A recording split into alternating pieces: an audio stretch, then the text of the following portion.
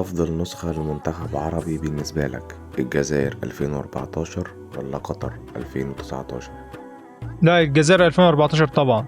المغرب 2022 ولا تونس 2004؟ تونس في 2004 كانت مرعبة، بس طبعا المغرب 2022 نسخة استثنائية. العراق 2007 ولا الأردن 2023؟ لا، العراق 2007. مصر 2008 ولا السعودية 2022؟ برضو مصر 2008 كانت نسخة عاملة نسخة جبارة. الجزائر 2014 ولا المغرب 2022؟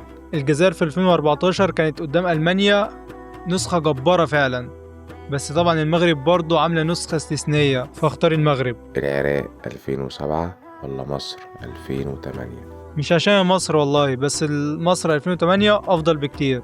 النهائي بين المغرب 2022 ولا مصر 2008؟ كنت أتمنى مواجهة منتخب مصر 2008 قدام المغرب 2022 عشان نشوف وقتها مين الأفضل، بس طبعا ده عمره ما يحصل، فهسيب دي للجمهور هو اللي يختار مين الأفضل فيهم.